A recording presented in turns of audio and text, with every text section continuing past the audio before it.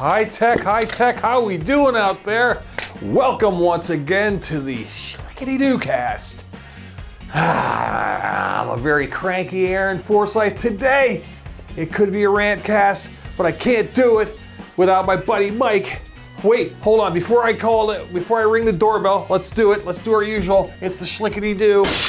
Oh, here we go, Mike.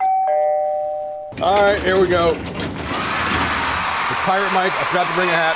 Oh, wow, Pirate Mike. Yeah, Remember that from the Halloween episode? Yeah, so I just noticed I forgot to bring a hat, and I was like, I need a hat. So, what were you wearing when we were walking out in the snow to get here?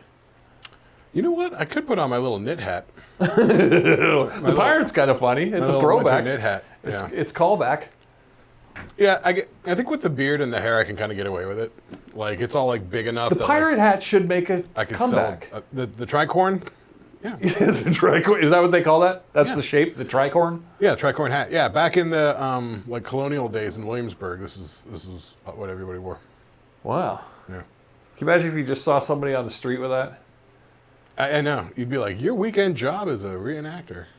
I know a dude who does that. He works down at room 33.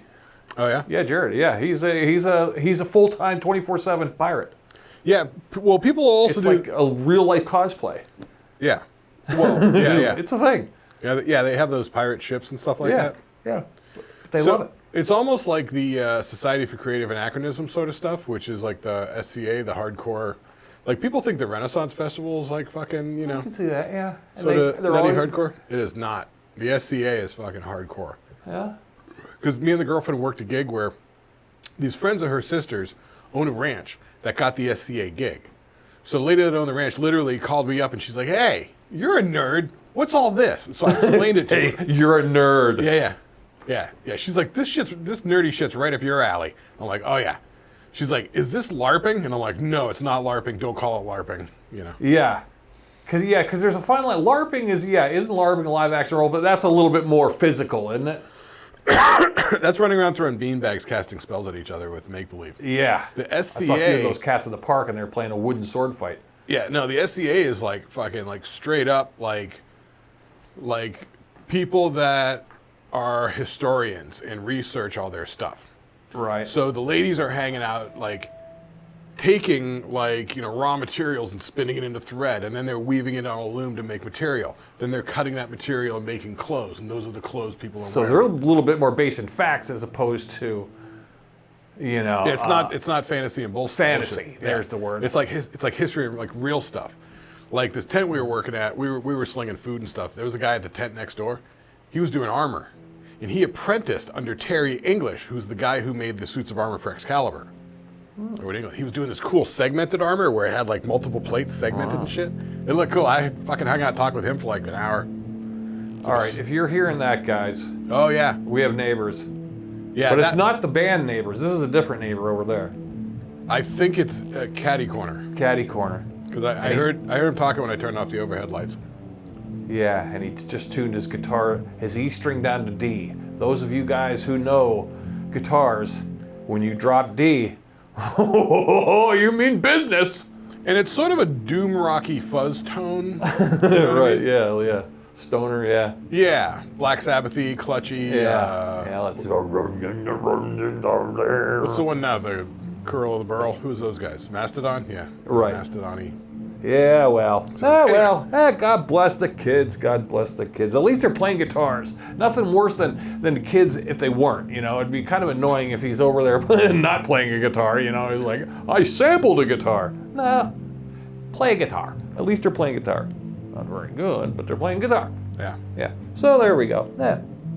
Yeah, so anyway, so if there's background noise, don't let it bother you. It doesn't bother us. For us, this is very natural. Yeah, those of you who don't know, our studio is in a place with bands.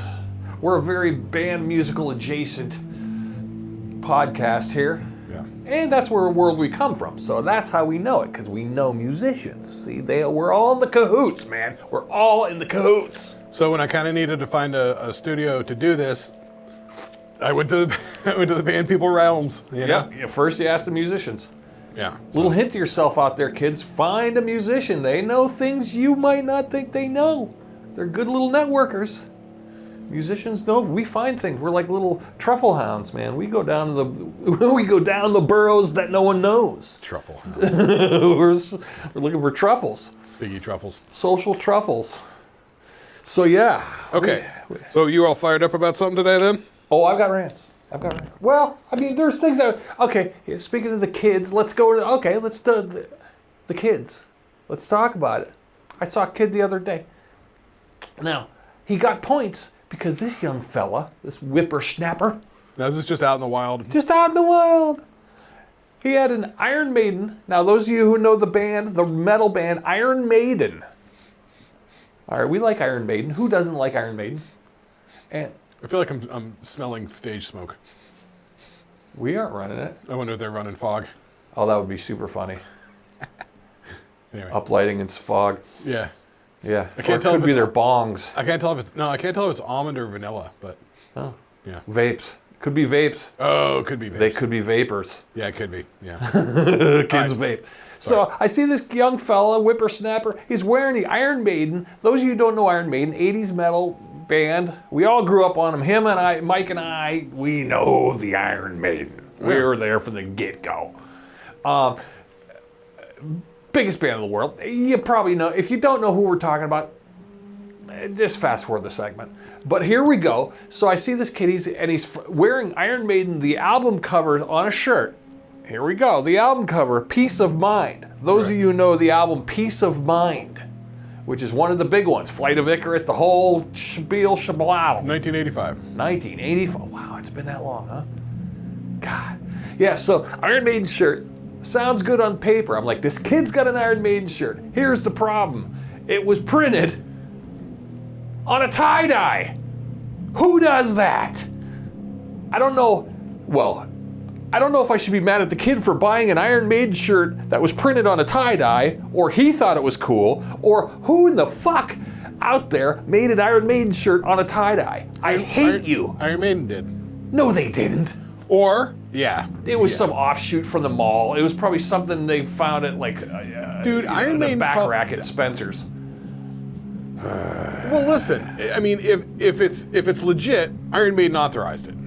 If it's not, then it's like that T-shirt place we were looking at online. Yeah. Like they had like all these like pop culture T-shirt shit, and there's no way they have licenses for these images. I know. Yeah, you wonder. You go, yeah, it's like, oh, you put the Misfits logo on a tie-dye shirt? They would not. The Misfits would not be into that. You guys are fucking idiots. So I got really super angry. I even texted you. I was like, can you believe what I saw?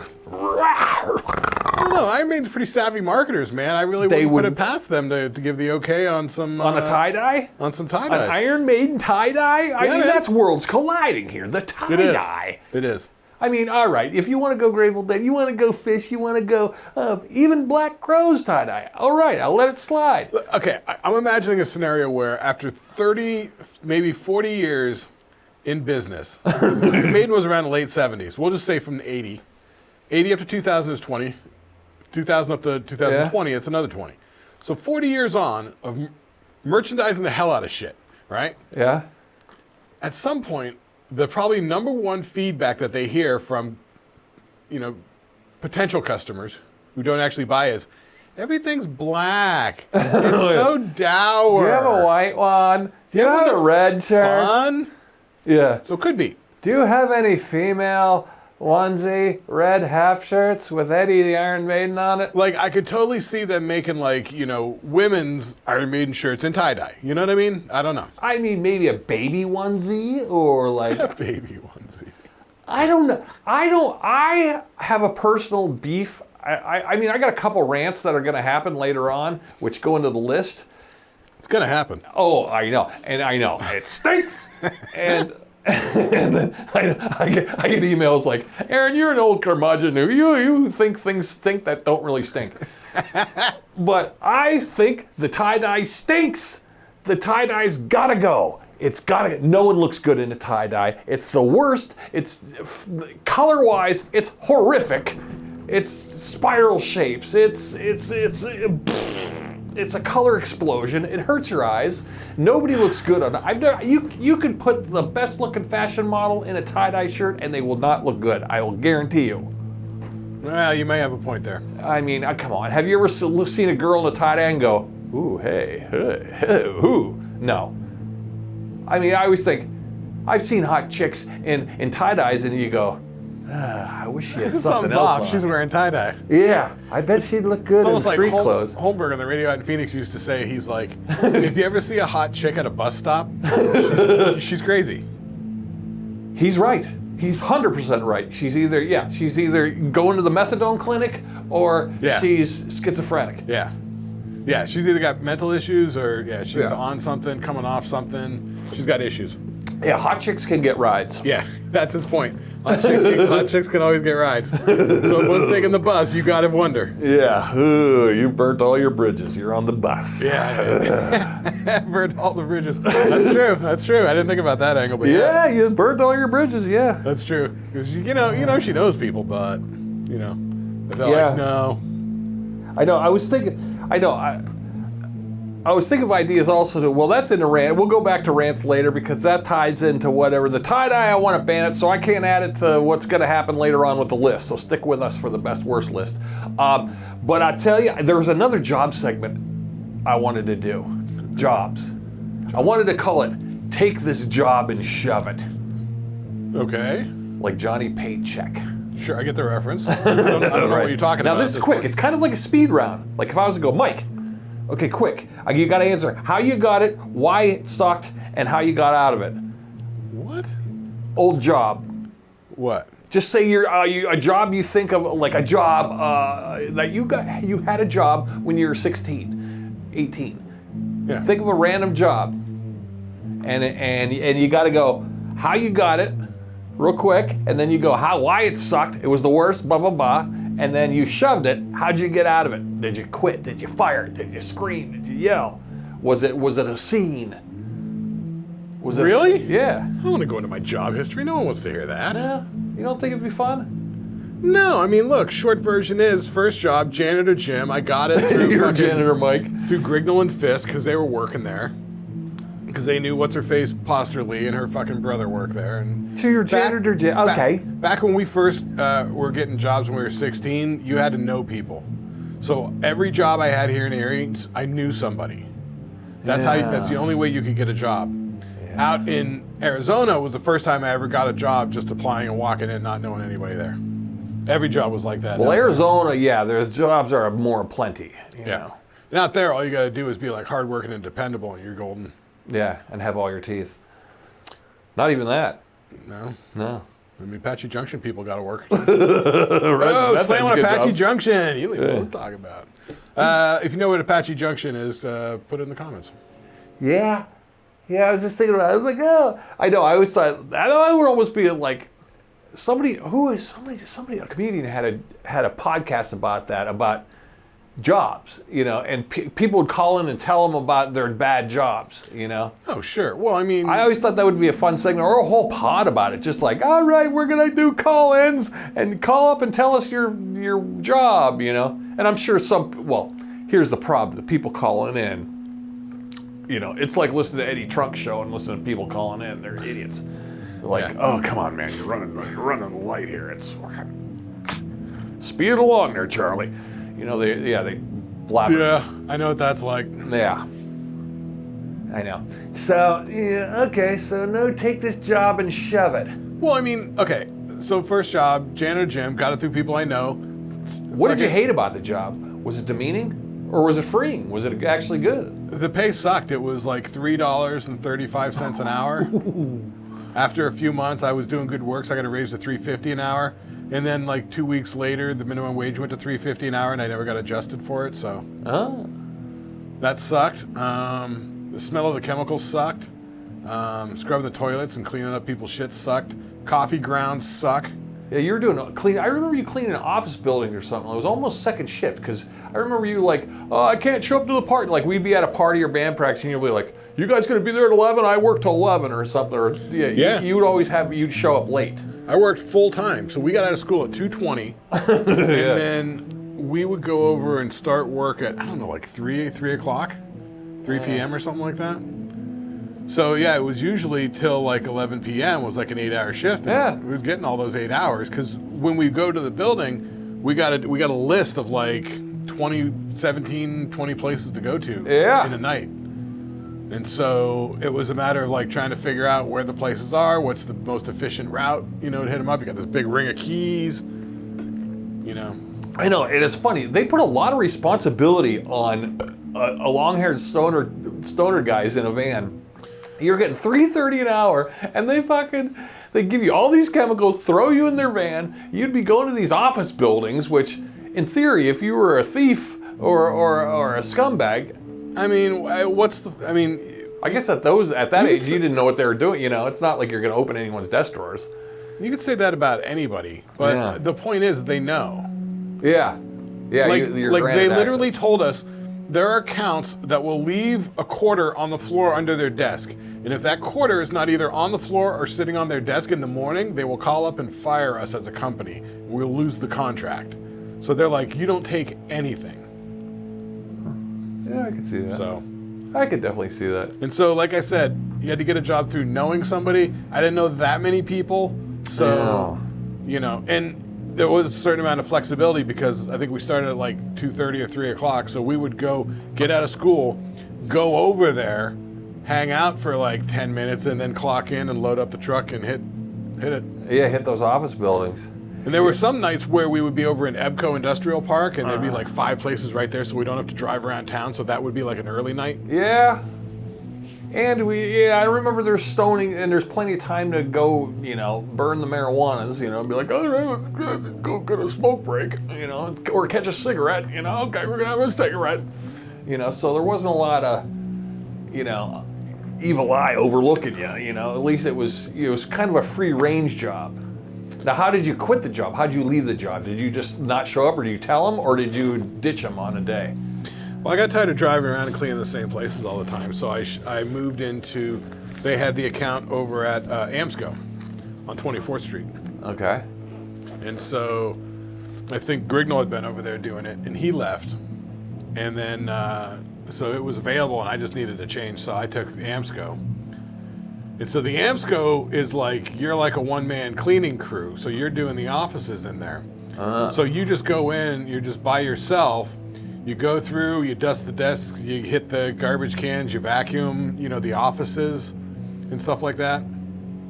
And it was just kind of like all very solitary and lonely, and you kind of really start to feel like a second-class citizen, like you're existing in these people's space, but you don't belong there. So you make up little stories about who these people are and what they do and stuff like that. Just to entertain yourself while you're doing mindless crap. Or you're looking at their family pictures on their desk going, hey, they went to the beach. Hey, look at that. Oh, look at that. They're at Disneyland. All right. Cute kids. All right. Yeah, so, I mean, so it's all just weird and shit. Like I said, the money sort of sucked. And so at a certain point, I think Hall had a job. Hall roped me into like a couple of jobs, 2 or 3 jobs. Do you ever think like all those bad jobs we did, like I always think they weren't that bad. The reason they were bad was they just didn't pay enough. The jobs weren't bad. Every job I had, I was like, I don't mind doing this. It's just not worth what I'm doing. You know what I mean? Dude, that's still true now. Every job has been that. Yeah. It's like if you would pay me double what I'm getting, I would have no problem being a janitor. I would have had no problem. I would have no problem paying my bills, which would be nice. Yeah. It's just this. I know. I could have a better vehicle. I could afford a car payment. You know what I mean? It's just like. Yeah, but when you're stuck into these jobs, All right, now this is definitely turning into a rant cast. Oh, it'll get. Employment payment will get me fired up. I get fired up, and then I get you fired up when I start going on. Yeah. So yeah, we'll pull out. We'll steer out of there. Feet don't fail me now. All right, so last week at the grocery store, I picked up one of those snow shovels with a bend in it. Like you were talking about? I don't buy the bend ones. I meant the ones with the extra arm. Oh, the double one. Yeah. Yeah, the double one. So I go by the double. I don't know about the bend. I never had a bend. I used the bendy guy for the first time today. How when I got was home it? from work. It was actually pretty good. Like it's better. It's constructed better than the normal snow shovels I was getting. which are like super thin and really lightweight plastic. So it's built a little bit more rugged. So that's good. And also, I feel like with the crook in the stem there, you know, I didn't have to bend over so much to scoop under the snow. Oh. So it saves with that bending. You still got the back shit of like twisting and throwing it and all that. Sure. But not so much the bending and scooping, which that's what kind of that kicks you up. Because it's a bad position. Because you're not supposed to bend over like that and lift shit up. You're supposed to lift with your fucking knees. Oh, true. Yeah, and that one you're lifting with your shoulders almost. Or yeah, when you do that, because you're underhand lifted with your shoulders. All like shoulders and shit. Yeah, it's yeah. I know. That's why I got I don't know if you got anyone out there who's ever shoveled. I got a shovel that has a normal. It's normal, but there's a second handle that comes out the top, so you can overhand reach almost halfway down. Oh, I see what you're talking about, like a weed whacker. Right. It's got to have a handle halfway up, so you know. Now that's good. It's great. Here's the problem. If it is a problem, you start getting heroic with it. You start going, all right, I beat the system. I got me a mega. So you start making huge piles, you know, and then you start feeling a little strong, and you're like getting a little piped. You get a little adrenaline, and then next thing you know, you're like, Mom, you got the backache. Yeah. You know, but. Yeah, I haven't used it. It's been a lot of years since I used an old school shovel to like do the snow. You know, that's. Yeah. I just got a snow plow, which I was telling you on the way. I got an electric snow plow. Snowblower. Snowblower. Well, not a plow, yeah. Snowblower.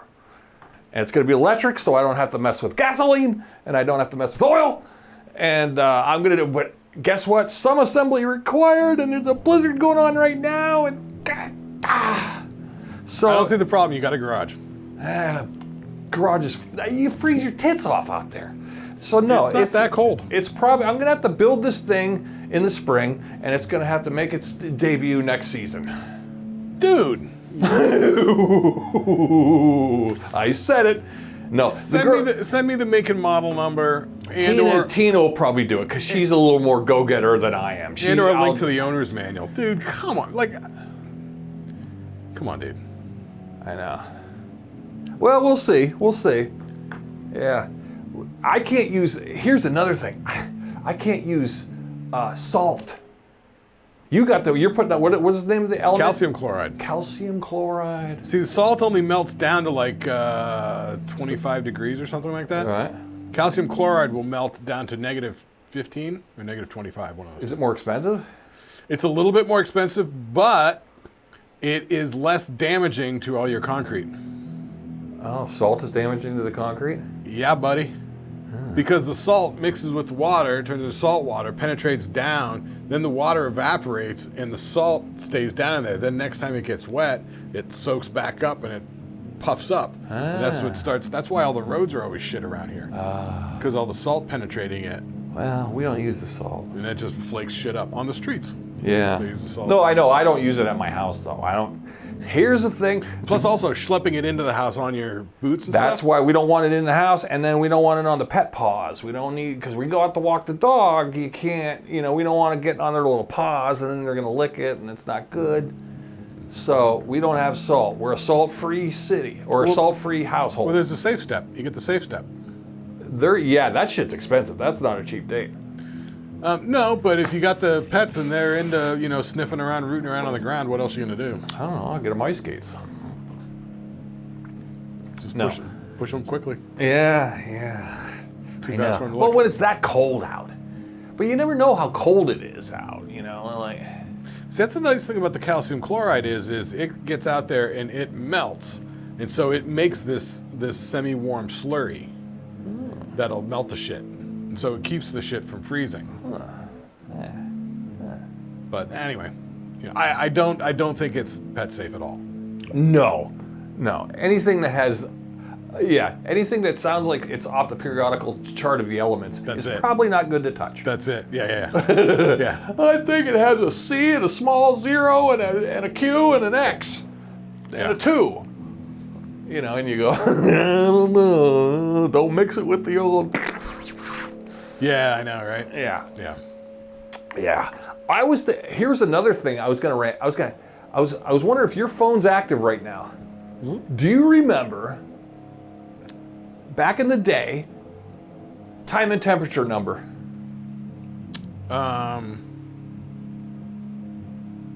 I remember your telephone number. I know. Should we call it? I pinpointed your old house on a map today, just looking at it. Oh yeah. Yeah, because we were looking at the girlfriend's got to go somewhere over there up off 38th, and I was looking at. So the next road over from mine is like Shaper or whatever, and it was, and it goes up, and then there's a block where it's not, and then where it ends up, it's pretty much like where your dad's old house was. You're right, yeah. And I was like, man, Aaron lived right along here. Probably would have been right about maybe this house. Yeah. And then I zoomed in on the Google one. Isn't that awesome? I love the Google. I know. Yeah, she's like, pull up the picture, and I and I flipped it over to the picture. Those people still have that wooden duck. We had a wooden duck that had 4802 on it. It's still there. Yeah. The house, the people who bought it kind of let it fall apart a little bit, but there's echoes of Not my according to the dad's. Google Maps photo. Huh? Not according to the Google Maps Oh, it photo. looked pretty good? Yeah. All right, good for them, good for them. Last I haven't drove by in like 4 years. Yeah. But last time I did, it was like, ooh, it looked a little rough. Yeah, I will tell you, when I was looking to buy a house, my parents' old house that I grew up in here, Yeah. well, I not grew up in, but from 1980 on, grew up with you guys in, was for sale. And it was super interesting to be able to look at the photos and what they did on, upgrades. I mean, just even the fucking bedrooms and shit. Just basic, like painting it and putting in like the hardwood flooring or whatever, Yeah. the laminate flooring. I could barely recognize it. Yeah. You know what I mean? They put a third bathroom in the basement. Oh. Because they built the basement out as like a gym over where we used to jam. Yeah. Yeah, they built that out like a gym, and then underneath the stairs, they made into like a little shower. And they definitely gave it air conditioning, because I remember looking at the listing and they had central air. Whereas when you guys used to have window units and hang the blanket from the living room. That was me. Nobody in the house did it. Everybody in the house was content to just sit there and fucking sweat. And I'm like, this is insane. I'm like, what about the air conditioner? My dad's like, oh, it's too heavy. I can't do the thing. I would just go down there and fucking pick it up and carry it upstairs. They're like, open the window. Just open the window. Yeah. But you guys would have do it myself. The halfway point. You had blankets hanging it. Right. So our house had the house, and then the people before us had built an addition in the back for a pool table. So my dad put in a fireplace and some built-in bookshelves, and that was our TV room. So we always hung out in the smallest room in the house that also was not hooked up to the central heating. Yeah. So it was a gas space heater, and then there was, the fireplace. And that was it. So I would hang the sheet on the doorway between the dining area where the table was where we ate and that little TV room, we called it. I remember that. Yeah. And so that sheet hanging there, I remember spending a summer in there playing Legend of Zelda on my Nintendo Entertainment System. Zelda. With the air conditioning going in there and stuff. I don't know what it was. Like nobody was around. It was just like me playing Zelda for like a week or two. I don't know if like. Yeah, we must have all been out and about. I wonder if it was. I don't know. Yeah, I wonder if you and Jones were doing some band thing or something like that, where you had like road shows or. I don't know. Recordings in Cleveland. I don't know if it was that time you guys were doing the Steel album. I don't know. No, the Cyclone. Album. That'd be 91. Right. 94. Well, I would have been. Nah, I was out of high school by then. Yeah. I don't know what it was. I just remember feeling like nobody was around, nobody was doing anything. We were just out and about in the wild. No, I think it was just hot summer. I think everybody was just like staying home. So I was just hiding in the air conditioning. But yeah, without central air. So if they put a central air into that house, I mean. It is weird seeing your old house, though, like in a different context. Like somebody else has lived where your DNA was. That's strange. Well, yeah. Now, I was going to say, I was hoping you remember the time and temperature, because I was curious if it's still active. Time and temp number. Was it 453-6311? 452-6311? That's not. Yeah, I think that's it. Yeah. Because I used to remember the phone numbers by the patterns. Yeah. You're right. Yeah. Because I think on that one, you hit the 4, 5, and the 2, and then the 6, 3, and the 1s. So the prefix and the actual 4-digit number didn't. I was going to suggest call that right now on your phone. I was thinking about calling my old phone number for the house. Let's do it. Call it up. See if anyone picks up. Because if that number's available, I want that number back. Ooh, can you imagine taking your old home number back? That's like buying your name.com. It's like a big score. Yeah. Yeah. If I could get my old phone number, that would be dope. Yeah. Yeah. Call it up right now. You got a phone right there. No. Call it right on the air now. No, we've done this before. Answering the phone on the air, calling people on the air. Why would I do that? Oh, I mean, I'm sure everyone out there is like, oh my God, he's going to call his old number. Wouldn't that be great if somebody answered? No. No? No. I don't think anyone will answer because nobody has landlines anymore. So I think if it was still active, it would probably ring and ring and ring. Okay, so you think it's allocated as landline number, so Yes. it's only going to be used as landline? In that case, I mean... I think it would either say, yeah. So then I couldn't get that to apply it to my cell phone. No, definitely not to a cell phone, but you could maybe attain it in a landline sense, because prefixes and everything are different. I don't know how they do numbers. Does anybody out there work at the phone company? I don't know how those numbers work out. But Well, I know my friend picked his own phone number. Really? Because they'll do that at T-Mobile. Yeah. They'll be like, do you have a number in mind? And so he picked, his name was Zach, so his name was, area code and then prefix, and then what was it? It was like 3324. I know. I always look at the numbers and I go, I always wish I had a number that would turn into something like I'd have like, give me a call. The number's 82 zombie 1, zombie head, and you'd be like, all right, and it would work out. But I don't know. Every time I looked at my numbers, I go, I've been for decades trying to figure out. No, I remember that. We used to do that back when we first started like moving out of our parents' house and getting apartments and stuff. Yeah. And you'd be like, oh, I could spell this with my phone number, but it doesn't make sense. Yeah, I know. I was always thinking, well, call 459 Rock, and it'd be great. But it was never 459 Rock. It was always just like, it was always just something that didn't make sense. 972 lame. Yeah, Mark. Fuck. Yeah. I don't know. Yeah. But, all right, you don't want to call it that. Well, can you call time and temp? Try time and temp. That's not going to happen. I'm sure. Just see if it answers. No, I don't want to pick up my phone and randomly call anything. Why? Why would I? Oh, you are no fun. Yeah, I'm telling you, the people out there want to know if time and temp is still active. Call it up. Was it local? Was it 814? Well, in those days, I don't remember dialing 814. We just dialed a number. In those days, there's no area code about it. It could be local. Yeah, it'd be local. So our code would be 814, but that automatically happened. So when I was a kid, I would just pick up and dial 452-6311. Yeah, I do think that is what it is. Yeah, 452-6311, and it would just go right to it. The time is. Sometimes they in the 90s they started putting an ad before it. They'd be like, "Be sure to get your da-da-da," You know what's funny? I remember your number, Jones's number, Grignell's number. Yeah. I don't know any numbers. Not Rome, not Hall. Because they sort of like live with me so much that I'd never... Well, think about it now. If your phone, if you threw your phone off a building right now and you had to call somebody, who would you call? The only person whose number... I've got my girlfriend's number now memorized because after a while... I gotta do that, I know. And I had one of my old drummers, Rob, I had his number memorized. In both cases, only because their outgoing voicemail message said the phone numur. Oh, so it helped you with the memory pattern. It helped me with the memory. That's a good tip. It really did. There was a time where, like, if something happened and I needed, emergency help, like my old drummer Rob's phone number was the only one I knew by heart, other than like your parents' house and Jones's parents' house. But those aren't active anymore. I know Trevor Hooster's number. I could call him right now. He's the only one. So I'd literally, if I was out in the wild and I had one, look, a payphone. Yeah. Yeah, right? And I had to call one call. Like if the aliens dumped you out on the side of a highway in Nevada. Yeah. Or what do they do? Like, say remember the old thing, you get thrown in jail, and they go, you got one phone call. And you go, but I don't know any numbers. Can I tell you stupidity, man? Like, can I have my phone so I can see the number? Sometimes I get sucked into on YouTube. I watch these videos of fucking dumbasses getting arrested.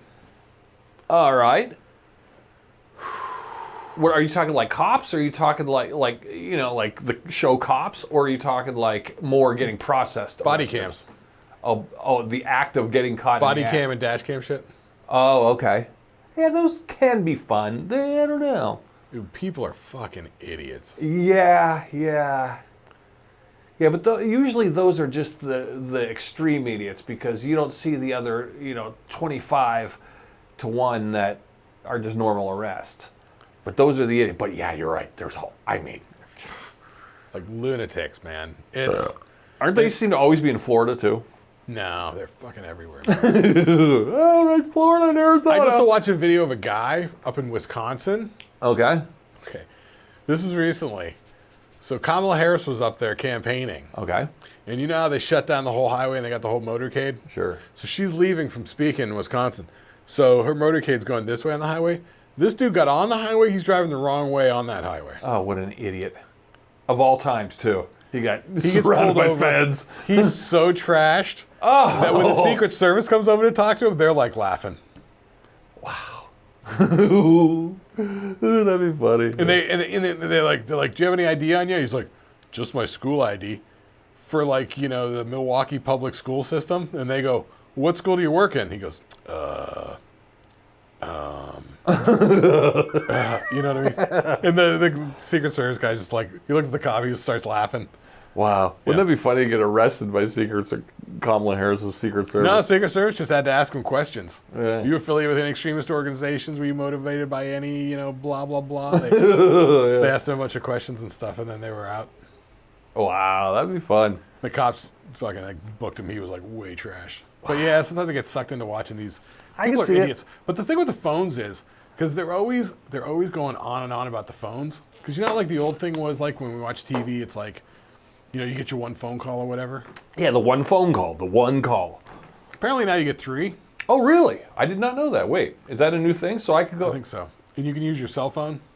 That's what I was going to ask. Can you use your cell phone? Because Yeah. if they confiscated your cell phone, you go, well, I need my phone to make my one phone call. They always make sure they take it with you. Okay. Because I can't tell you how many times it's fucking these idiots, they act like assholes to the cops. Yeah. They get themselves in trouble for really nothing. Sure. Mostly for, the cops start wanting to see IDs and shit, and then they start just ignoring them or doing dumb shit. Then they get themselves all into trouble with the cops. And then when the cops are finally, and then they're just obstinate about stuff, refusing shit. And then finally the cops lose patience and they're like, all right, we're arresting you. Then they go, no, I'll do it now. And they're like, no, we're past it. Yeah. They're, All the time. Because they're just. And they're always trying to bargain, and it's always like, get my phone. I don't know. I get sucked into it. Sometimes I don't know why. I just watch them. I could see it. I could see getting sucked into a repeat of those, on a YouTube loop. Well, no, it's not like a loop. There's thousands of videos. Yeah. And what I find is that there are some YouTube channels that put them up that they literally just show you the body cam, and then when the body cam shuts off, that's it. Yeah. And I find I can't do that. I need ones that at least give me a little bit of context. Like at the end of the video, they go, okay, they were booked for this and this and this, and blah, blah, blah. Yeah. At least give me some sort of context as to what's happening. Who's that company that does that? We were watching a few of people falling. Fail Army. Oh yeah. Fail Army. Oh, 1,000 falls, and it'll be or pet, whatever. I catch those once in a while, like idiots at work or something like that. Yeah, Fail Army. I like Fail Army though. They got a good thing going, and they got a good. The thing about Fail Army, at the end they go, "You got a video? Send it to us." And then people are just going, "Hey, I'm gonna get my thing on. This is my ring cam footage of me falling down the steps." And they're gonna get that, we'll put it on Fail Army. Look, I'm a meme, And they're getting free content sent to them, and all they got to do is edit it, and the watch time builds up, and they're like, yeah, I kind of get that with there's a couple ghost video ones that I watch. There's this one called Slapped Ham. It's this dude from Ireland. Slapped Ham. Yeah, Slapped Ham, and he just does ghost videos. Sounds like a ska band. So they'll do fucking top 5 scariest ghost videos for the month, and it's all user submitted shit. Yeah. And so a lot of times they're like, these days, this one's submitted from TikTok, so we have no information about who or where, All right. And then other stuff's from websites or YouTubes and stuff like that. And so, they bring you the best in creepy videos. And, some of it's it's almost like we were talking about the Bigfoot, where it's really, I can't tell you how many times somebody's like pans across the place and then they just go whoosh, just like an arbitrary pan back. Yeah. And like at a one frame, they're like, look, there's a face. And it's like, really? Yeah. While you're panning? It's like, come on. Yeah. I don't buy it. Crap. But there are sometimes weird videos where there's like a whole fucking like head looking out of places where there shouldn't be. And it's like looking at you and you're like, what the hell's that? That's creepy. But I always like at the end of those videos, they always go, is it paranormal or something else? Tell us what you think. I like when they leave it up to me at the end. That's true. You got to pose the question, is it paranormal? Yeah. Is it from this world or not from this world? Well, it's almost like that paranormal caught on camera that I record on TV. Yeah. Like I blow through that in like 7 minutes. You know, Sure. like I look at the thing, I look at the footage. If it's interesting, I'll let them talk about it. But a lot of times it's like, that's garbage. That's garbage. Fast forward, because I DVR everything. Yeah. That's the best way to do it. I'm not watching actual TV. Well, that could bring us to our ill-fated segment, Ham it, ban it, or damn it. All right. All right. Did you like the graphic? I did. Dun, dun, dun. Ham it, ban it, or damn it. All right. What do you think of We this? have to do it twice, so I have to pay for it twice now. All right. Here's my subject to you, Mike. Are you going to ham it? Are you going to ban it or damn it? Chef Boyardee products. I end up damning it a lot. The damn it is, I want to ban it, but I can't. Damn it, you got me. I like it. You're like, all right, I'm in. So I found at Tops, they have right next to the, so I wasn't getting a whole lot of the Chef Boyardee stuff. I would only do like the mini raviolis. But raviolis in a can. But I never Need really say liked more? their fucking beef because it was garbage. Like it was always just Oh, it's fatty and Alpo. gross. Yeah, seriously. And so right next to it at Tops on the shelf is this full circle organic, Organic. cheese ravioli. Organic cheese ravioli in a can. Same price. Hey, all right. Yeah, if you got an AB, go there. Yeah. So I've been eating that. The sauce has a much better flavor to it. Yeah, it doesn't have that mechanical metal taste. There's something about the Chef Boyardee had like a metallic taste. That orangey metalness. Yeah, I don't like that. Yeah. Ooh, yeah. So I really haven't been doing the Chef Boyardee stuff in a long time. Yeah, because I really hadn't been getting it at all. I liked it in my young stoner days in the 80s, but you know what I've been doing is I don't like it now. The Wegmans, they have like frozen raviolis and shit. Sure. That aren't that expensive. So I get a bag of mini frozen raviolis. Yeah, do it the right way. And I always get this pizza parlor style pizza sauce. Yeah. Good. And now sauce can get really expensive, but you can also find a pretty good jar or can of sauce for 99 cents. You know, you can go, if worse came to worse and you're on a budget, you go, hey, look, I got a can of Hunt's for 99 cents. It's not too shabby. Hunt's is awful.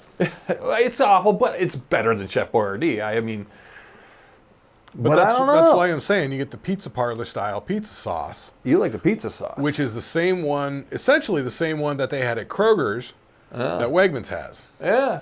They even call it, it's pizza sauce and it's pizza parlor style. All right. And then there's like some other style, which is like chunkier or something. I don't know. I have another one for ham it, ban it, or damn it. So I would say sometimes I eat the Chef Boyardees, but so you're gonna say I would almost say you were veering on damn it, but I would have to say you're gonna ban it because you went to the organic. You're like, fuck it. You don't need it. You're right. You're right. Ban it. I guess I did. Yeah. I guess I did actually. You evolved. Because it's always like I would eat it, but I wouldn't enjoy it. But it's kind of like I don't know these days. Like if it was like, oh, here's like a can of Chef Boyardee ravioli. I don't know if I'd go for it. I know. I would try it for nostalgia's sake and then regret it instantly. Or like the macaroni shapes in butter sauce. Like, oh God, those are gross. Yeah. I've never eaten. Or the SpaghettiOs and those little meatballs weren't bad, but the SpaghettiOs were just mush. I used to get the SpaghettiOs with the little hot dog bits. Yeah. Yeah. I used to like mix it. I used to take this in my stoner days. I was not a big fan of the macaroni and cheese because it had too much cheese. But if you had a can of macaroni or a thing of macaroni and cheese made, and then you could take a can of Chef Boyardee and mix them together.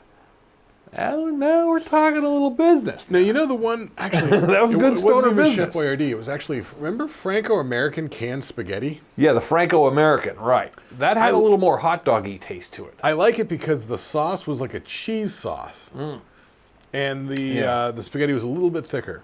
Yeah, that almost, yeah. That was almost worth it once in a while just to get that, just gorf it. Yeah, it almost had a hot doggy. Yeah, there's But like you say, if you mix that with a mac and cheese, that'd be just like just spoon it in, just have a bowl. Just, yeah, it wouldn't be good. All right, it's time again. Guess what, Mike?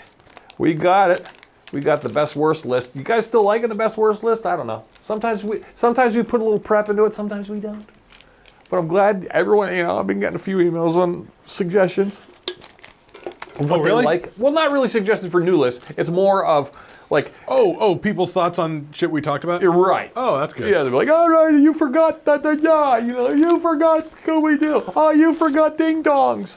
Yeah, no, that's good. That's kind of the whole point of the list is because there's gonna be shit that we forget. Right. Yeah, because a lot of times we slap it together, but so something might slip through the memory bank cracks. You know? Like even like that one of those first ones I did with the TV theme songs, some with lyrics, some without.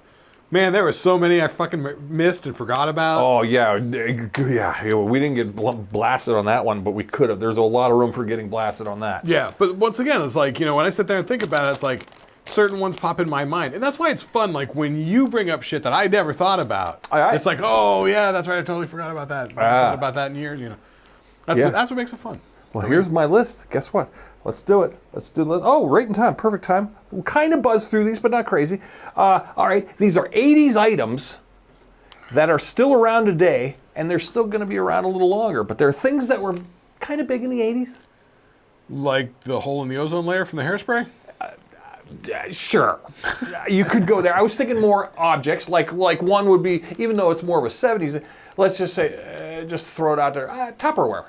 Tupperware's still around. Still going to be around. Is it? Well, actually, Tupperware company just... Yeah, they just went out of business, didn't they? Recently. But the concept of the plastic Tupperware lid thing, Was that the whole that was thing? from the 60s, 70s. That's why that doesn't count. But an item. I was thinking of items like that. Like things blah, blah, blah. Okay. All right, what? So give it to me. Give me the premise again.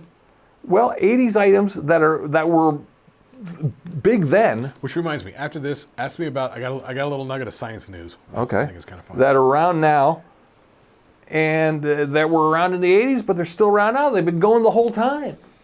Like maybe shit that started in the 80s. Sure, or popularized. Oh wow. I know there's so many. It's kind of vague. You'll see where I'm going with this when we start getting. You want the worst list or the best list? You said the action's always in the worst because I get crazy. Yeah. Give me the best first and then go down the worst. All right, my best one. Well, okay, number 5. We're going to go in the 80s. They were popular, but still popular today. I originally had aviator sunglasses, but those were left over from the 70s. So I had to change that to the Wayfarer shape Ray-Ban sunglasses. You're not a sunglass Ray-Ban, but some of us fashion You mean folk the basic risky business type sunglasses thing? That's well, that's 50s. the aviator. That's the 70s. That's been around. It's not the aviator. It's the ones with the frames. Yeah. Okay. Yeah. The Ray-Bans. The Ray-Bans. The Wayfarer frame. Yeah. The Wayfarer, they're called. I know you keep saying it, but I you don't know it. I can picture it, but I can't explain it. It would just be straight on top, but round on the bottom. Like risky business, like Tom Cruise is wearing. I think that's what he was wearing in that. I don't remember. Yeah. Probably. Is that what they call it? That's just like that design's from the 50s.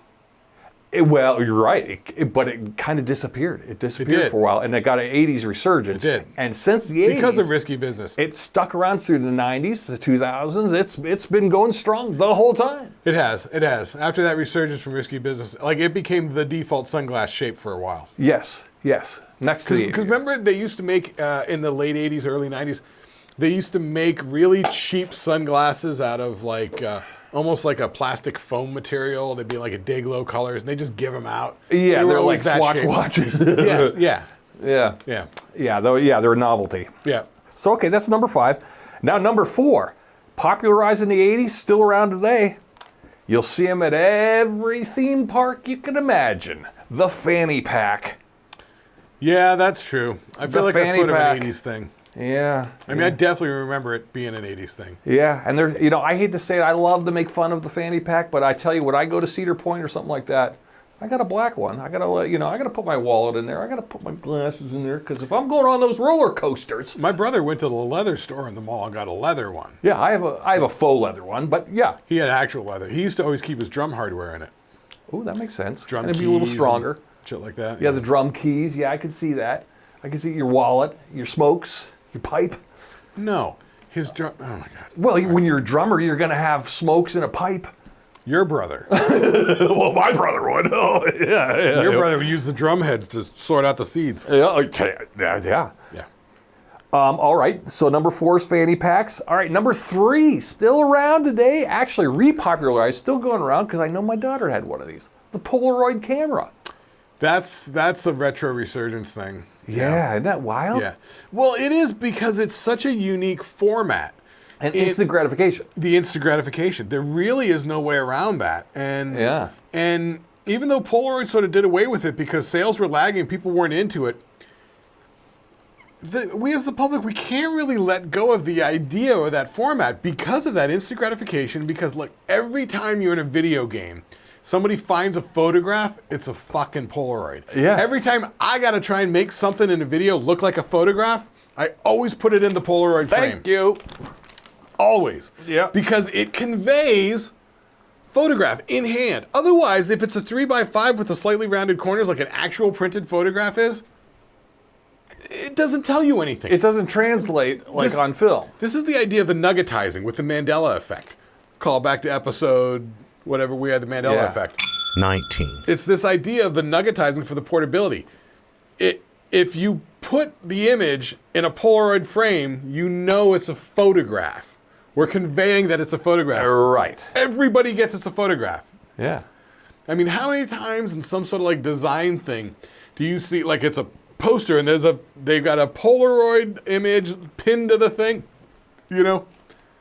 Yeah. You named it's you can't get rid of it. And I think it'll still hang in there probably for years to come. yeah, and in a weird way. the hipsters with I don't get the hipsters retro tech fascination. Like, I don't get it. We'll get to some of that because that's on my list. Yeah, all right. But we'll say the Polaroid. The Polaroid.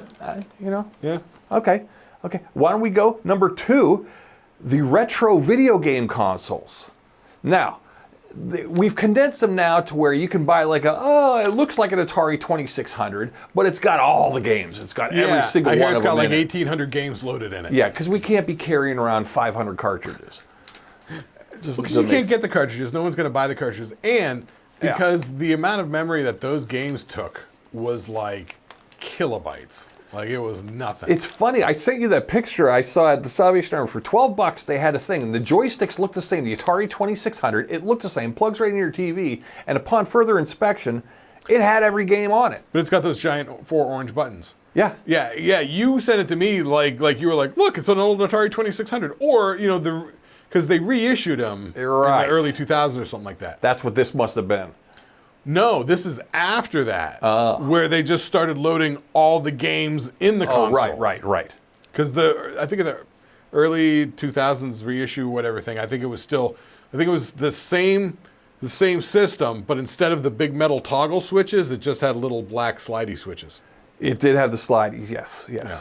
But the funny thing was... But the one with all the games in it has 4 big orange push buttons. Okay, yeah. Because it's almost like on effects pedals, they have those industrial metal foot switches. Yeah. They have these big caps that go on those, so it's a big target to hit instead of the little... Yeah, they're almost like a panic button, like a... It is. Like it's almost like the stop the machine. Right, yeah. Charles like a fell mushroom in. Cap. Yeah. So retro video games. So in some weird way, people 20 years from now will still play... Weirdly enough, probably still play Pitfall and Pong and Donkey Kong. I don't know why. They're terrible. Yeah, I know. But format. there's a simplicity to them. Maybe, I don't know, kids because like the thing the simplicity. is, the video game version of Donkey Kong, which is far superior than the Atari version of it, it's only a few kilobytes bigger. Yeah. I know. I was thinking about it too. When I sent that picture to you, I started walking around the aisles and I'm thinking, and for some reason in my head, I started thinking Dig Dug. I was having a mad. I always liked Dig Dug. I was always going, I think I want to play Dig Dug. I like Dig Dug. Dig Dug was cool. You never know what the hell's going on in Dig Dug, but you could always be like, I'm just going to turn around over here and start mining. Yeah. And I'm going to shoot my thing in the thing and blow them up with air. Yeah, I always liked Dig Dug. That's a fun. Yeah, one. Dig Dug was fun. Yeah. So I got to think. So number 2, retro video. I will tell you, on my Xbox One, I actually paid $3 for Galaga. Oh. It's straight up Galaga. Straight up the Galaga. Exact same game program, because me and Grinnell used to hammer on Galaga. Oh, I think I fed the most quarters with to the a Galaga machine. The challenge levels, exactly the same. Yeah. You get in the right position, oh yeah, fuck. Yeah, Galaga was our go-to game at the arcade. It was, yeah. Yeah, and that was the only one, like, all right, I got 4 quarters here. I stole 3 of them from the fountain at the mall. I got to get the most video game I can out of this. I'm going to Galaga. I always also really enjoyed Tron. Yes, because you were closed in. You could close the curtain sometimes, too. What? The Tron? Like Tron Deadly Discs? No, the Tron game, the original Tron game. There were 4 games in it. Yeah, there was 4, yeah. Yeah, and you had the joystick, and then you had the knob. But some of them, you walk in, they'd enter, and you could pull the curtain, and you'd be in the glow room, like a little mini room. I never saw that. Yeah. Oh, Yeah. must have been later. That was that later with the second movie they put out? Oh, I don't in remember. 05? I just remember being there. But that was the first of the video games I remember costing like almost $1 as opposed to a quarter. I remember spending $1 to play Dragon's Lair. Oh yeah, I used to feed a lot of money into Dragon's Lair. Laser disc thing. You know what else was fun? Remember Tempest? Tempest was good, but that had the knob. I hated the knob, but I liked the game. But all you had to do was just fucking spin around and blast. Yeah, and if the knob was well worn, like it would, you could slap it back and forth, and it had a good ticker on it. Yeah, pretty good. Okay, that's so retro video games still going to be around from the 80s. Here's my number 1. Now this was the start of a revolutionary, the best thing the 80s gave us, and it's still around to this day. Get this, and we can thank Dick Clark for this one, you guys. Blooper TV shows. I love the blooper TV show. I don't know if you do. Remember, Dick Clark and Ed McMahon had that TV's bloopers, blunders, and practical jokes. Bloopers, blunders, and practical jokes. That was the start of it. That turned into the funniest home videos, which started the whole trend of laughs per minute. Argue with me if you want. Laughs per minute, best shows in the world. Blooper shows. The beginning of the blooper show. We never saw behind the scenes. In the 80s, you and I never had a chance to see like acting mishaps or or blooper reels. That was the first time we're like, oh wow, this is a blooper from On Golden Pond. Really? When HBO used to do Between the Movies, they would run like a behind the scenes thing, and it was like behind the scenes of Lethal Weapon. Yes. It was like, wow, look how they do it. You did not get access to any of that information. No, let alone now fun. Have no idea what it was like back in the day when you didn't have the information available to you. It was, you see it on the screen in the context of the narrative story, and that's it. Yeah. No commentary, no behind the scenes. Like, even in interviews, the interviews were asking like puff questions like, oh, who's your designer that you're wearing? What did you eat for breakfast? It was all fluff. Yeah, it was like Irma Bombeck fluff. Yeah. But we would not get any of the behind the bloopers. I loved a blooper reel. Now this show, the Dick Clark show, would put all the bloopers into one after the other. So your laughs per minute were picking up. I feel like the blooper thing started with Hal Needham. That stunt guy, that stunt director, Right. Hal Needham, who was Burt Reynolds' buddy, that Burt Reynolds got him directing movies. Yeah. Because I know they did it in Cannonball Run, and I know for a fact because I read Jackie Chan's book. They do it at the end Jackie Chan credits. said because they did, Jackie Chan called them no good takes, no goods. Jackie Chan says because they used the bad takes where they just laughed and shit at the end of Cannonball Run, and he was in Cannonball Run. Yeah. He has done that in every one of his movies. Ah. But his turned out to not be so much flubbed takes of dialogue, which it is, but it's like him breaking bones in failed stunts. I don't know if you've watched any Jackie Chan movies. No. I mean, yeah, but he does his own recently. stunts and shit. All right. And so sometimes it's like, Oh, that's where he broke his fucking ankle jumping onto the train. Oh! It's like the Joe Theismann break. Let's see it again. Yeah.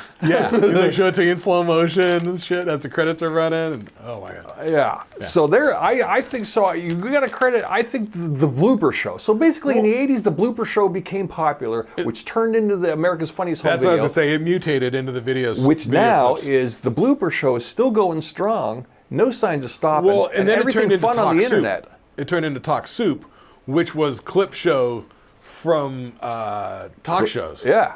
Daytime talk shows. And now they're So now even with the short attention span world we're in, every clip that you see on TikTok, which is not new because back in the day they had short attention span theater on the Ha Comedy Network, which didn't survive. So when you see a blooper or a setup blooper or a mad reel or a fall or a fail army, any of that shit. Let's go back in time and let's thank Dick Clark and Ed McMahon for bringing it to us in the 80s. Yeah. So there we go. There's my number ones. Now I got honorable mention, things in the 80s that are still around. Honorable mention, here's quick. We'll go quick with it. Of course, the Rubik's Cube. I didn't make the list. It's still around. Whatever. Fuck the Rubik. Here's another one. The Cinnamon Toast Crunch cereal. That's my favorite. You love Cinnamon Toast Crunch. I love it. I would. Oh, God. Okay, and Orville Redenbacher's popcorn. Oh, really? Yeah, that was an 80s thing. Huh. Still around, going strong, questionably, arguably even stronger now. You know why? Why? Wasn't he the one that cracked the formula on the microwaving it? Yes, he was the, yep, so he went hand in hand with the microwave. I remember before that it was Jiffy Pop. Well, we never did Jiffy Pop. Yeah, that was dangerous. My mom did it the hard way. I remember, like, when it came out, we used to get, they was literally the kernels in a jar. Oh, yeah, yeah. And you put them in the popper. Yeah. And you put the butter on the top and the big plastic thing, and they're like, oh, and the lid turns into a bowl. It was the grossest, greasiest bowl you would ever. And it burned every time. Yeah, the bottom would burn, the top would burn. Oh, my God. Eat the seeds. Although, can I say, generally speaking, you could substitute a couple years. I would say, like, you're saying, what were you saying about the video game thing? I mean, I would just Retro say... video games, Atari video games. I would just say home video games. Home video game systems. Yeah. Home video game systems. That shit may have started in 77. It killed the arcade. 78 with Pong or whatever.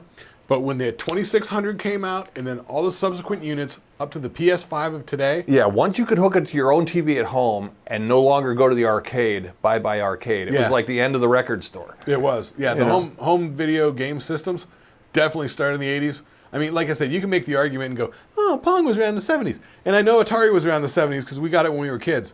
But it sucked. And honestly, I played the Atari when it came out. Yeah. And it was fun for about, I don't know, a couple hours. And then I literally forgot video games existed. You're right. That's how lame it was. Yeah. It wasn't until you guys were jamming at Jim, Bud, and Vanessa's house. Yeah. And you guys are in there jamming, and I'm like, what's that? And he goes, well, that's a Nintendo. And I'm like, what's that? And it was like Mario and Duck Hunt and whatever the those third ones game weren't was. bad. Yeah, once they got to about Mario level. I literally forgot home believable. video game systems existed. Yeah, there was that interim NES. there. There was like 8 years there where it was like, all right. It was more than that. Was it? No, you're right. Yeah, 8 to 10 years. 7, 8 years. Yeah, you're right. Yeah, to where you go, all right, I don't have time for blocks and pickfall. Right, exactly. And Frogger. Yeah. Bad Frogger. Yeah, I always got so excited about the game, and the gameplay always let me down. The graphics let me down. Like it was always it was so disappointing. Yeah, it just lacked depth. The characters couldn't get developed. It wasn't until Mario that they really started developing characters. You know, and you. Well, I remember. So then we saw the NES, and I got fascinated with that. And then I think remember Wendy got that one. I remember you and I hanging at Wendy's place when she had an apartment on Peach Street. Inside baseball. We were playing fucking Super Mario Brothers. Mario, yeah, we played that. And we were just sitting there drinking, playing Super Mario. And the more we drank, the worse we got. Yeah. And I remember having the that was over at Jim Bud's. No, that was over at Jim Bud's house. Yeah. So there's the video. That's the only time I ever did Duck Hunt was over there at his house. We'll have to have another list on video games at a different time. Oh, the other thing started in the 80s, still going on. Maybe it's still going on. I don't know. Music videos. Yeah, I didn't even want to go there because that's kind of obvious. I was just thinking products. Yeah. But okay, all right, here's the worst, which should be on the damn it, ban it list. And no tie-dyes didn't make the list this time. Fucking I hate tie-dyes. Yeah, they should. All right, but here we go. I had this on 5, but then I got to think about it later, but I didn't have time to swap it out. Was roller skates? They're still around. They're more popular than ever. Roller skates are dangerous as fuck, but they're actually a '70s thing. Yeah, I was gonna say they're actually a '70s thing. But well, they were strong through the '80s. You know, you can modify and say rollerblades. Right? Okay. Because my girlfriend, The rollerblade. You're right. does not like the rollerblades. She's like, I'll roller skate with regular roller skates, but not rollerblades. No. Yeah, because there's a balance. Yeah. Whereas the four wheels seemed a little bit more secure. I don't know. I haven't done it. I'm afraid to do it as an adult. I don't have time for a broken bone, so I'm not doing it. I got used to the rollerblades. I mean, it's if you hockey. I couldn't picture you rollerblading. I know you can't picture me doing much of anything. But, Well, rollerblading. Well, you riding a bike as an adult seems hilarious to me, but you say you do it. I've never seen it. I can't. I'd love to drive by you and you're on a bike. Oh God. I don't do it here because it sucks around here. Out in Arizona, it was great. Just get on the bike and Yeah, just ride that's around true. the Arizona, neighborhood. yeah, I get it. Just go ride around for 20 minutes in the neighborhood. Just get lost with it. Whatever. All right, here's another one. That was number 5, the roller skate. Number 4, the flip flop. Gotta go. They invented the flip flop in the 80s. What? Yeah, the one where you put, you slide it on, it goes in between your toes to hold it on. The thong flip flop? Yeah, that was an 80s thing. What? Yeah, it was developed in the 80s. I never paid attention to it. Yeah, and it's horrible. The flip flop, it should be banned, Rome, and it should be banned, and yeah, I hate it. Well, the stupid flappy ones suck. Yeah, Down in because Brazil, that's no sandal. That's just a flip flop. down in Brazil, they put an extra strap on it that goes a little bit further back on your foot so it doesn't flap and go. And make that weird sound. Yeah, doesn't make that stupid sucking noise. Stupid flip flop. Ban it. Stinks. Here's number 3 on the worst list. Oh, in the 80s they started doing this. The idiots, and we all went to high school with these idiots. We know them well. We were friends with some of them. The guys with the subwoofer add-ons in their cars. Man, you know. Boom, rattling all the bolts. Boom. Okay, I remember back in high school, there used to be on the way, the back cave way over to your parents' house I would always take. Yeah. Was right by where there was that stereo place. What the hell was it? Audio Express? Sure, something like that. Yeah. No, it wasn't Studio One. That was downtown. No. Yeah. I say Audio Express because that's the one that's in Phoenix, and there's like 14 Yeah, locations. it's like and they advertise all Infinity over. Auto or something stupid. I don't know. Yeah. I remember people would take their cars in there to get the big systems put in with the bass and the subwoofers. Yeah. But the car was a fucking rusty rattle trap. Oh, it was always like it was like an old fucking So maybe Corolla. on the inside you get the low end bass. On the outside you just hear the body panels like rattling. Yeah, you'd hear the plastic license plate thing going. They're terrible. But I will say, out in Arizona, They're still around now. a few. Not as much. It's kind of died down in the past Thank God. 6 years. 7 Dude. years. I think it's because the newer cars don't have better stereos than the 6 newer years, cars. 7 years, man. There was a time in Phoenix, it was out of control. What, mid 90s? No, not mid 90s. I didn't move out there until 97. Yeah. So early 2000s then. Yeah, early 2000s. Like it was nuts. They had this one fad going on where they were doing tiny tires. They were small tires and they were thicker. It was dumb. Everyone was doing it all over the place. And then with the loud car stereos, it was getting to be fucking disturbing, dude. Like even actually, there's still a few around here and there. My house in Mesa that we just sold before we moved out here, there was somebody in the neighborhood, I think they were on the next block down, because it would just get louder and louder and linger longer and longer and then just end. Oh, It was these frequencies that were reverberating in my skull. yeah. And just like, Yeah, that's what it would sound like. It would just sound Yeah. like your phone's on vibrate, and it just. yeah. I mean, it used to be constant back in, I guess the early 2000s or something. Like Yeah. everybody had them. It was nutsville. I think that's the only upside, probably, to newer cars having less. Because you can't hook up a dumb stereo to these newer cars. You can't hook up the tape deck, and nowadays they're just like barely have CD players. So, and newer stereos are sounding pretty good. So I think a lot of that. Actually, wasn't it on the early internet days? Like one of the things was from those car stereo shows where people would fucking put like 100,000 watts in a car and crank it up and blow out the back window of the car. I remember watching those videos. Yeah, they're fucking idiots. Yeah. Stinks. All right. Here's number 2 on the worst list, 80s things that are still around today. Hate to say it, Pally. Get what? Guess this. Designer jeans? Close. No, they're not around anymore. Well, close. That was. We'll talk about that on honorable mentions. The mullet. The mullet's still around. The mullet made a comeback. Kids, girls, mainly girls, but dudes are wearing the mullets and the ironic mustaches. The mullet has made a complete 80s resurgence. You would not believe it. I mean, I want to tell these kids, do you realize we only had mullets because we listened to our parents and we weren't allowed to grow our hair over our ears, you know? Or how our parents would go, okay, I want to see your eyes, you know, and we were 12. But now these... Oh, yeah, there's all my school photos to prove that bullshit. Yeah, so we'd think by growing like a little squiggly squiggle behind our ear, you know, okay. The mullet it's fashionable now. Now you see it. Now what? Yes. You got to look. You got to look closer. I think look you're not. Where? Well, when you're out in the wild. I've not seen it. No, granted, I'm not hanging around kids a lot. Well, you just got to kind of just. I think you're not tuned in as far as like you're not paying attention. You just probably think, people walking by, blah, blah. Look at what they're wearing. Look at you'll see things, little things that were around when we were in the 80s that you go, what?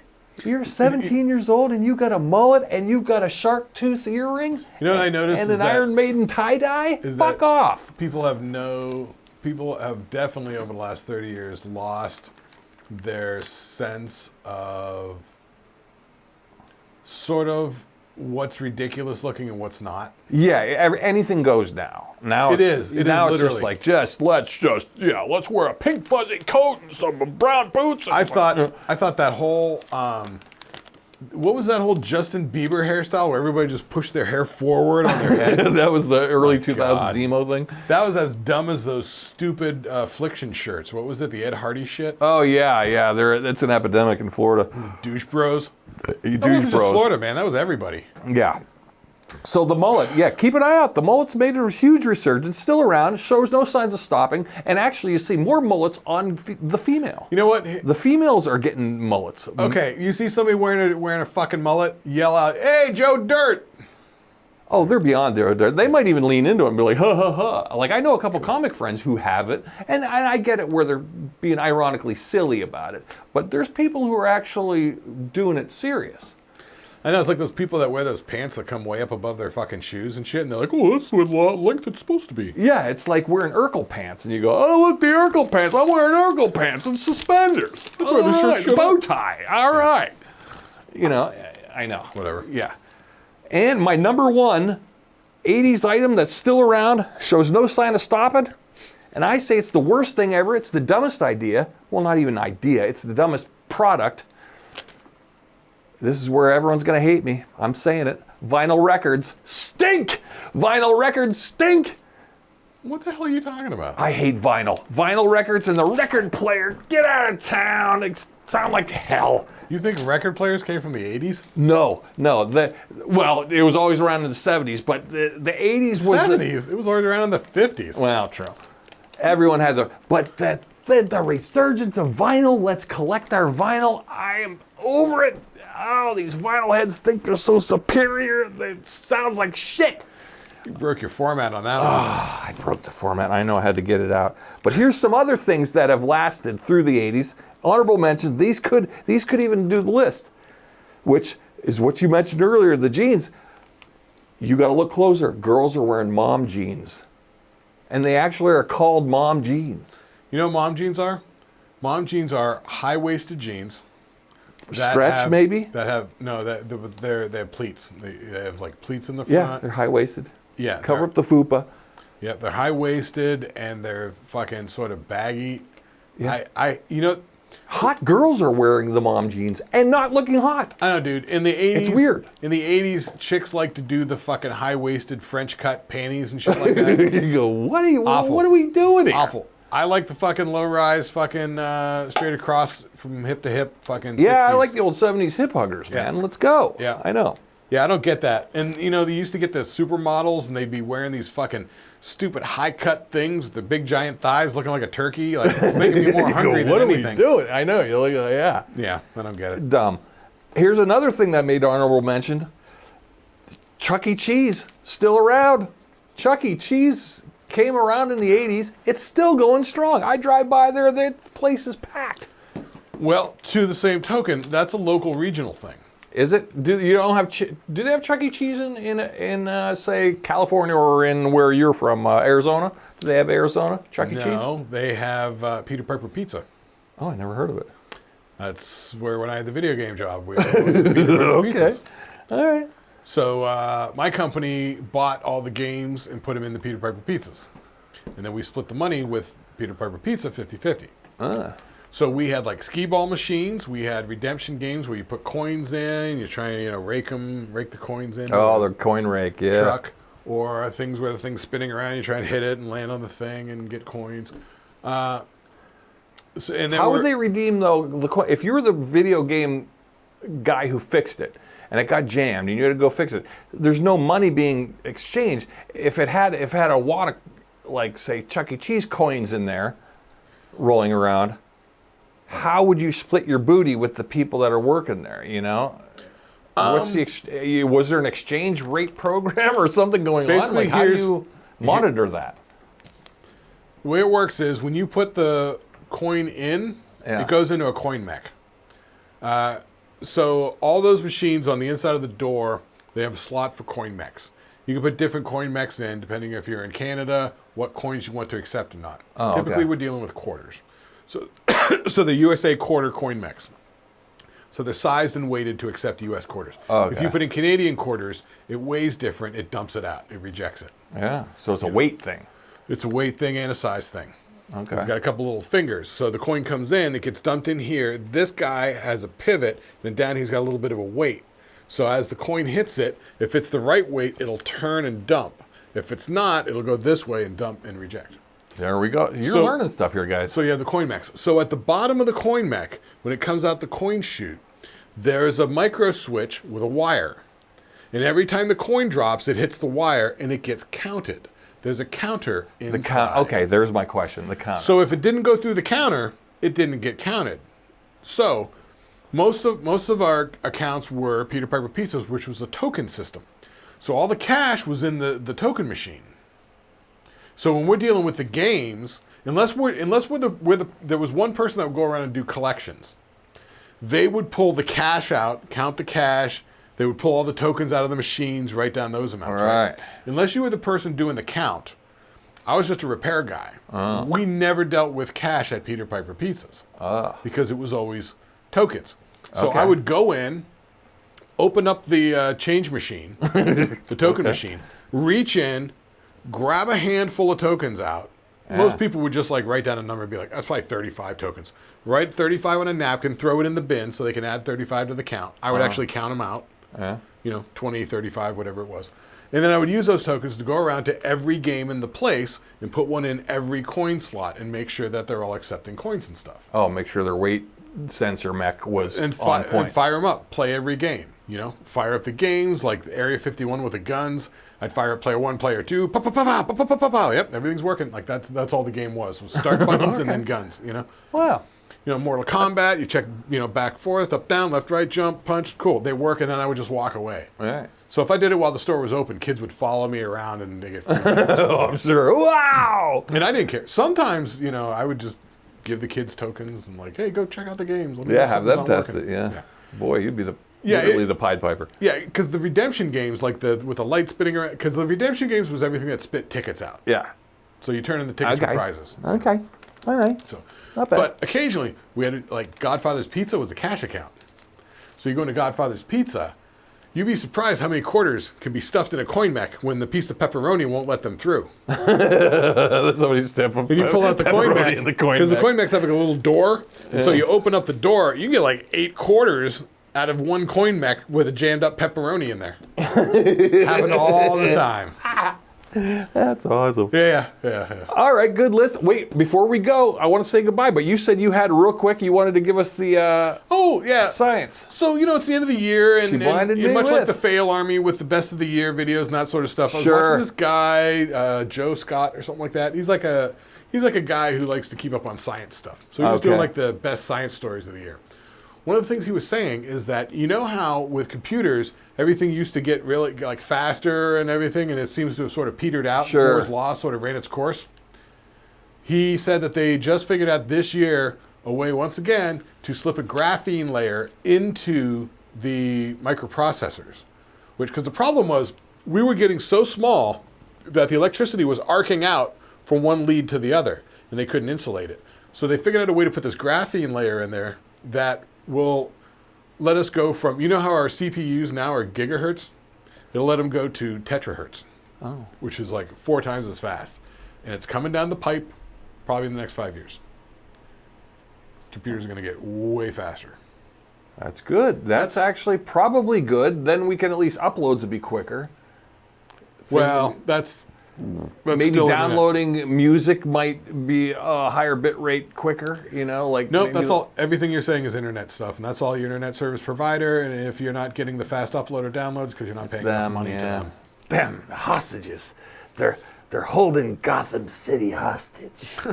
Speaking of which. We can't even get into the Penguin. I don't even want to get there because I love it. The Penguin is awesome. Yeah, I told you it's good, man. Oh, that's Sopranos good. It's quality. That's Sopranos good. It's quality. Yeah. All right, we got to go, guys. We got a long app. You got a little meat on the bone today. Watch the Suicide Squad movie, the second one that James Gunn did from 2021. Really? Dude, I'm telling you. Okay. You saw the first garbage one. It is garbage. I don't know how much more I can tell you. It sucked so bad. I fucking hated it. It was painful. I hate watched it. Painful. You know, the last thing I hate watched is that Tom Cruise Mummy movie. Oh, that's a bad one. It is so bad. I was so disappointed. Yeah, that's like Night at the Museum 5. Oh my God. Yeah, that'd be like did they get bad? Goes to camp. Did they get bad? No, they just repeated. Yeah, it wasn't super bad. Yeah, they're bad. It got pretty formulaic though. Yeah, right. Oh man, we got so many subjects for other shows. Oh, we haven't even touched on TV and movies. I know, and that's our wheelhouse. Well, movies is more your wheelhouse. I'm a TV guy, but okay. Man. We're out of here. We've got some meat on the bone for tonight. Thank you, Amazing Waving Cat. Thank you, Orb of Truth. We're out of here. Have a good night.